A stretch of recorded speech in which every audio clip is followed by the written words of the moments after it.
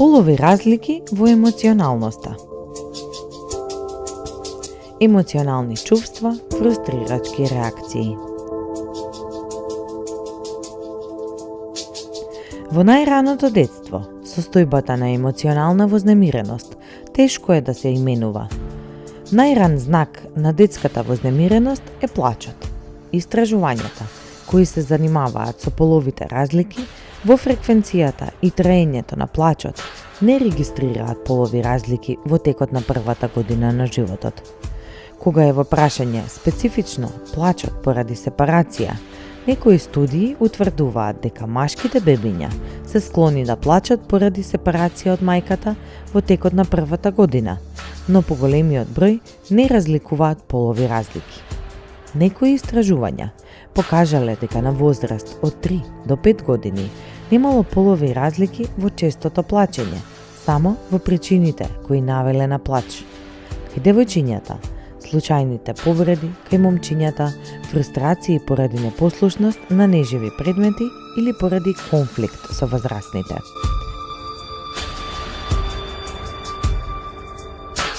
Всушност, плачот на момчињата обично бил дел од реакцијата на фрустрација, додека кај девојчињата ретко тоа било случај.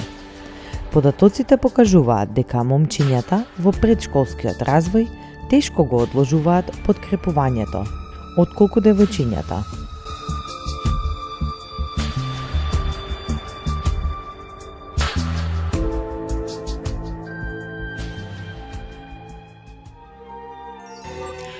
Ако прашаме било кој, ќе ни кажа дека женските се оние кои што поемотивно реагираат, а машките се оние кои што нели помалку емотивно реагираат. Тоа е општо прифатено лаичко гледиште. Сега, јас апсолутно не се согласувам со тоа. Повторно ќе го споменам социјалниот фактор, односно притисокот од социјалната средина, затоа што таа е она која што на некој начин овозможува женските деца или припадниците на женскиот пол повеќе да ги манифестираат своите емоции, меѓутоа тоа не значи дека се повеќе емоционални за разлика од припадниците на машкиот пол. Именно оние од женскиот пол, нели, еве замислете едно дете на 5 годишна возраст. Машко и женско. Женското дете паѓа и почнува да плаче и тоа е нормално. Машкото дете паѓа и родителите му велат: "Немој да плачеш, тоа не е убаво, сакаш да ти се смеат децата во училиште." Од друга страна, од женското дете се очекува да манифестира послушност, да покажува подобар успех во училиште, да биде помирно, да биде повоспитано. Машкото дете може да дозволува да биде и понаметливо, да биде понетолерантно, понетрпеливо, да биде дури поагресивно и тоа нема да биде манифестирано како насилно однесување. Од друга страна, агресивното однесување, повишувањето на тон на женското дете ќе се манифестира како насилно однесување. Што значи дека практично средината е она која што нас не дели на некои полови улоги, кои што се општо прифатени за женското дете или за женскиот пол и полови улоги кои што се прифатени за машкиот пол. Кај нас, за жал, и до ден денес, нели, ние велиме дека сме општество кое што е мултикултурално општество, кое што на некој начин е современо општество, меѓутоа се уште оние мажи каде што жените во семејството земаат поголема плата, се помокни финансиски, мажите се чувствуваат во нека свесно или несвесно во нека подредена улога. И сакале или не келе да признаеме, многу кавги, многу разводи, многу проблеми кои што потоа се јавуваат во бракот настануваат токму поради таа подредена улога која што ја има мажот во семејството, ако нели некогаш се сметало дека тој треба да биде доминантен и тој треба да биде глава на семејството. Тоа никаде не е по правило пропишано, меѓутоа процесот на социјализација на некој начин направил еден таков притисок да мажот по некоја таа родова улога треба да биде некој што ќе биде подоминантен. Тоа е научено однесување. Разликите помеѓу кога зборуваме за емоциите и разликите помеѓу покажувањето и манифестацијата на емоциите кај мажите и кај жените е научено однесување. Се уште кај нас важи оној стереотип и оној начин на воспитување кога на машкото му се вели: "Ти си наш и не треба да покажуваш чувства. Ти си маж и треба да бидеш цврст. Ти си маж и треба да бидеш столб." Односно, не треба да покажеш слабост. Од тука доаѓаат разликите помеѓу полот. А самото тоа е некое насочено однесување и забрана за покажување на чувства, која што не е добро. Изливите на бес во фрустрирачки ситуации се исто така покарактеристични за момчињата. Интересна е студијата во Холандија од 1974 година, која покажала дека во ситуации кога на децата ќе им се одземе привлечна играчка на возраст од 18 месеци, скоро сите деца покажуваат знаци на емоционална вознемиреност, додека на 2 години бројот на емоционално вознемирените момчиња останува ист, а бројот на емоционално вознемирени девојчиња опаѓа. Се на се, генерална тенденција да се покажат изливи на негативни емоции е поголемо кај момчињата по пораст од 18 месеци. Во некои случаи тоа завзема облик на неусмени емоционални реакции, како што Каган и Мос го нарекле бихејвиорална дезорганизација. Во други случаи, гневот се фокусира на личност или објект кој фрустрира и тогаш се јавува агресија.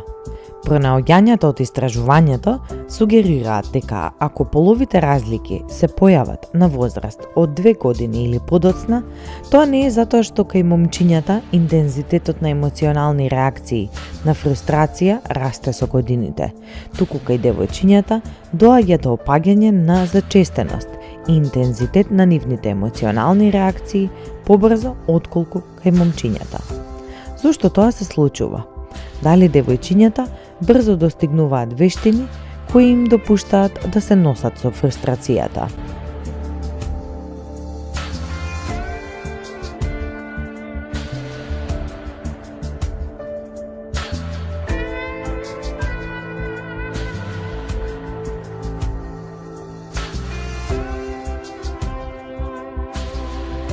Дали момчињата од некоја причина често се наоѓаат во ситуации кои ги фрустрираат?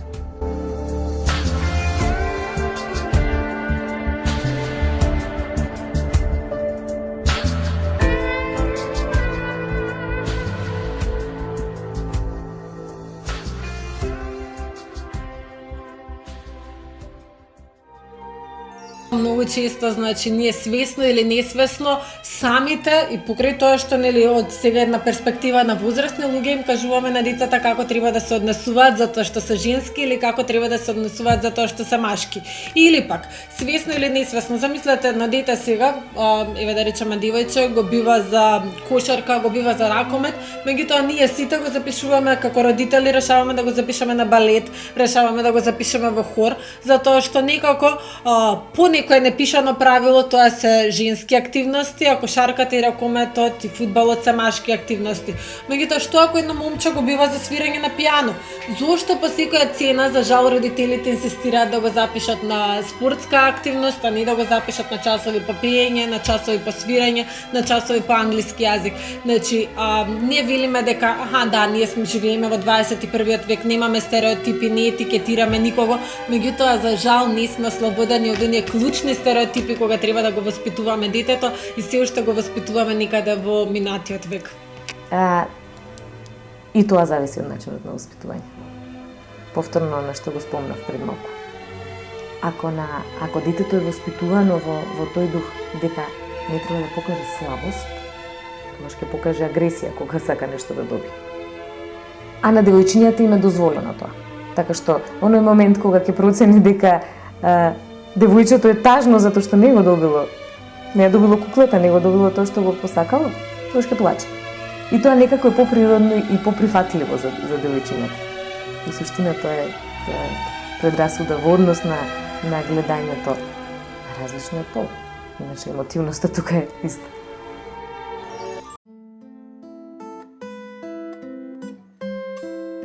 Што е емоционално напуштање? Луѓето не се баш најсвесни кога се чувствуваат емоционално напуштени или дека така се чувствувале како деца. Може би се чувствувале постојано несреќни, а едноставно не можете да посочите зошто сте несреќни и што ве прави да се чувствувате така. Кога ќе помислат на напуштање, луѓето обично тоа го асоцираат со некаков физички чин, како занемарување, например.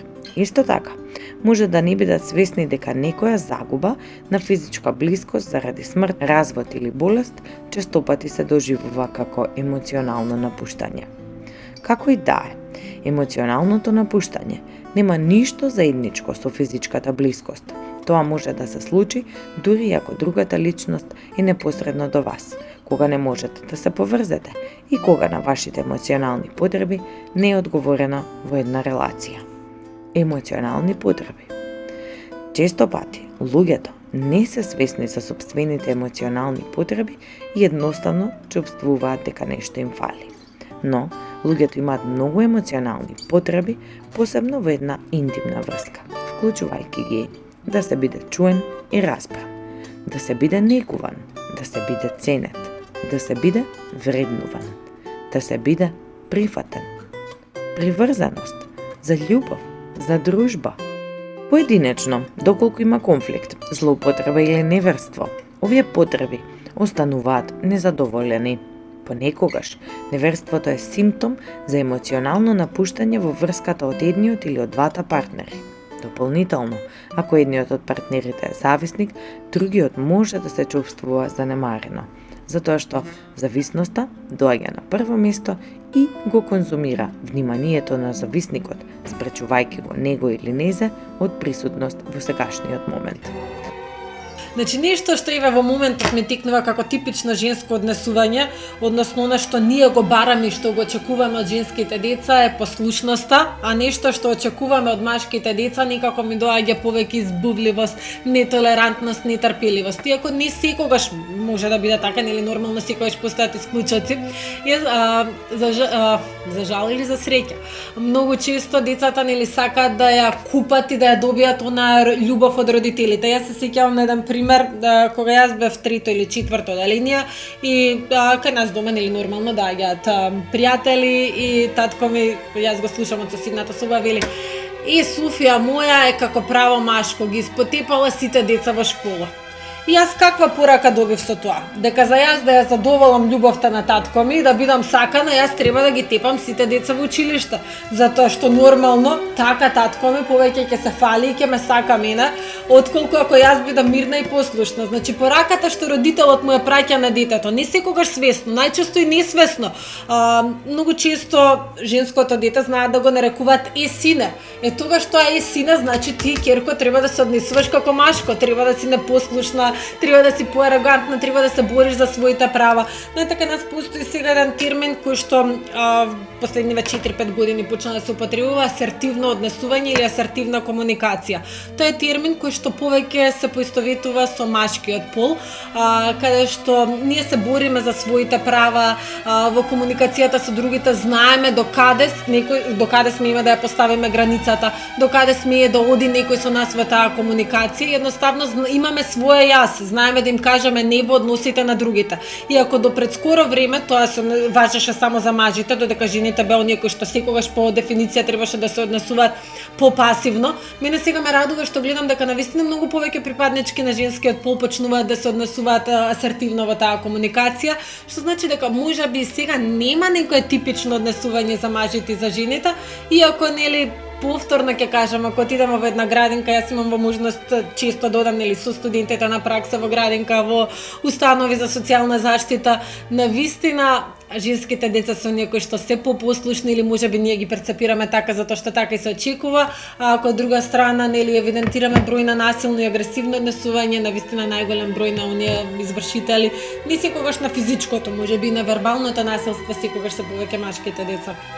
Емотивноста кај жената, да, е дозволено, оно што пред малку го зборувам. Некако е поприродно и подозволено, за разлика од емотивноста кај мажите. Тука се разликите. Основно машки, значи цврсто, без емоција го направите. Причини за емоционално напуштање.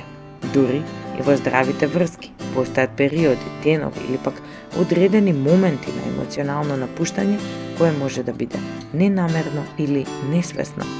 Причините може да лежат во намерното ускратување на комуникацијата или блискоста, надворешните стресори, вклучувајќи ги и обврските на родителството, болест, спротивставени работни обврски, недостиг од заеднички интереси и време поминато заедно, преокупација со себе си, недостаток од здрава комуникација, неразрешена одбивност, страв од блискост и интимност.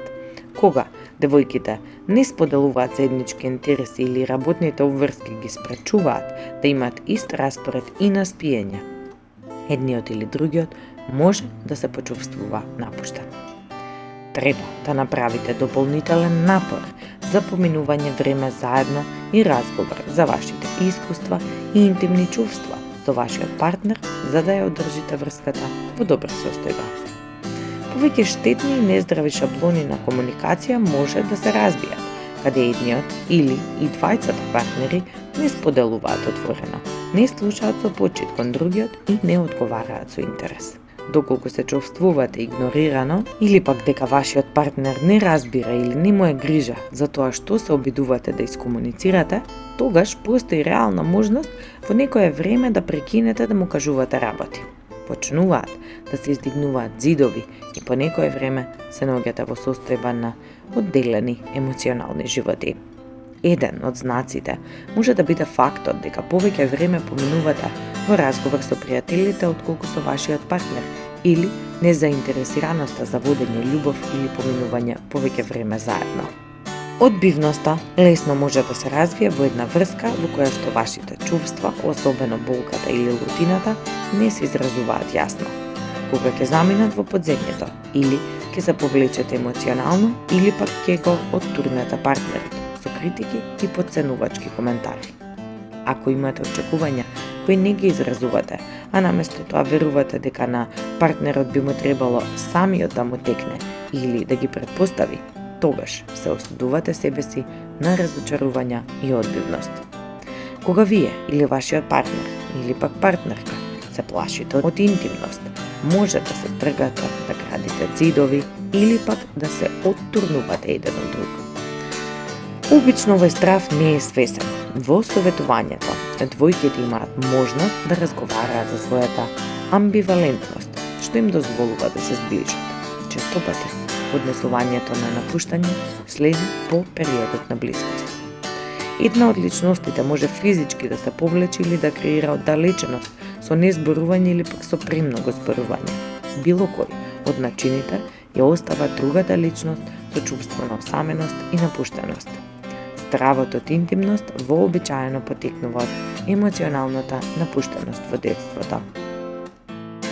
Во детството, емоционалната напуштеност може да се случи ако примарниот старател, обично тоа е мајката, не е способна да му се најде емоционално на своето детенце. Сите теории кои што се однесуваат на психосоцијалниот развој ни велат дека жените навистина многу побрзо се озреваат, не само емоционално, туку и когнитивно, на сите полиња практично, нели, најпрвени сите физиолошки промени, најпрвени се јавуваат кај женскиот пол, потоа и кај машкиот. Сите сознани процеси женските деца побрзо ги осознаваат отколку машките.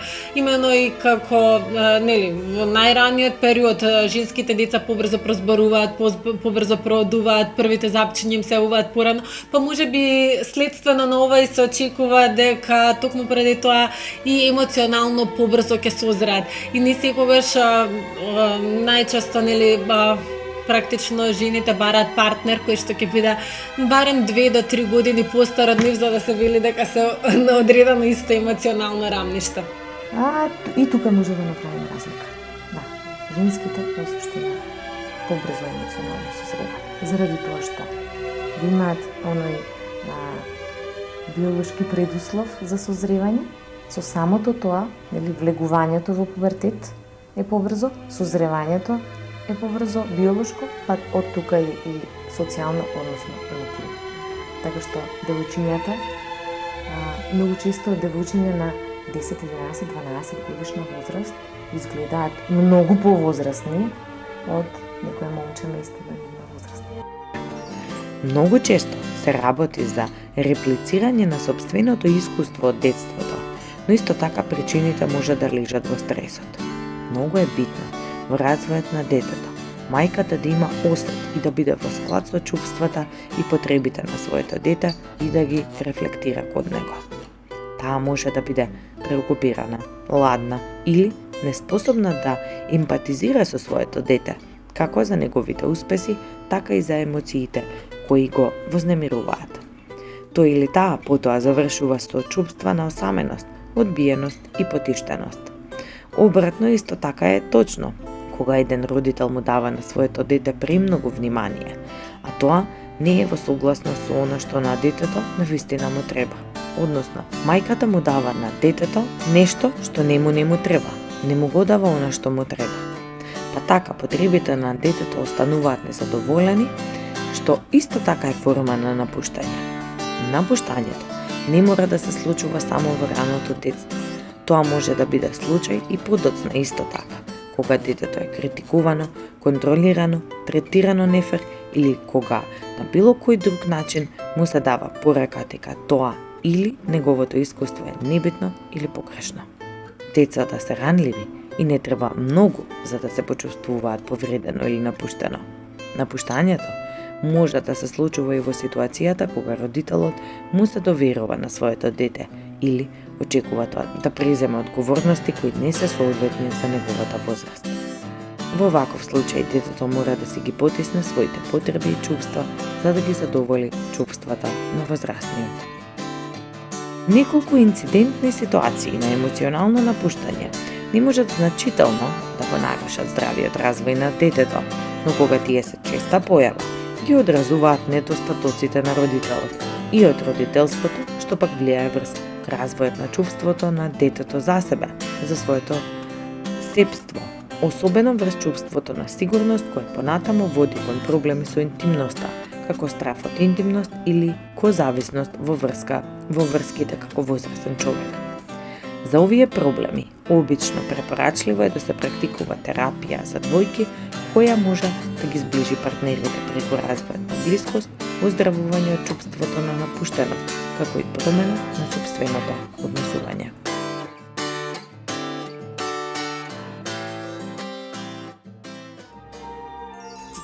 Повторно, или ако треба да кажам, да одговорам за муж на кратко време, ќе речам, логично, тоа машкиот пол, посилен е во се, па повеќе посилен ќе биде и емоционално.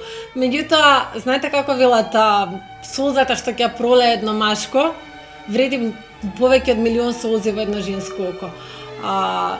Мажите се оние, повторно ќе кажам, што општеството ги натирало или самата ситуација во која што ние растеме и развиваме, да бидат помалку не емоционални, туку помалку да ги манифестираат емоциите. Меѓутоа, кога некогаш нешто навистина ќе не трогне, нешто навистина ќе го погоди машкото срце, тогаш тие, да речам, затрепарување во гласот кај машкото, тие солзи во неговите очи значат многу повеќе од колку солзата кај женското и затрепарувањето на гласот кај женското. Не можеме да кажеме. Можеме да кажеме како момчињата се воспитувани да бидат посилни. Емоционално посилен е оној што е емоционално зрел. А тука полот не игра многу голема улога.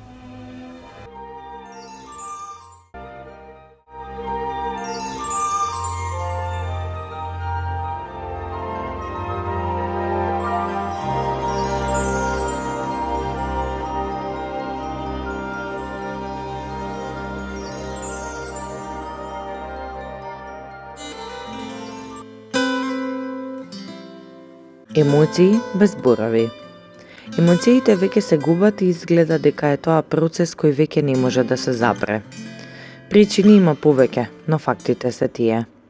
Кој ги студирал старите изумрени јазици може да примети дека има форми на изразување чувства кои денес веќе не постојат и нема потреба од нив. Луѓето од мали се учат да ги кријат емоциите, машките повеќе од девојчињата. Дали тоа што ги разбираме емоциите зависи од јазикот кој го зборуваме или пак нашата перцепција е иста, без разлика на кој јазик и култура станува збор. Според едно ново истражување, не ни се потребни зборови за емоциите за да можеме да ги разбереме.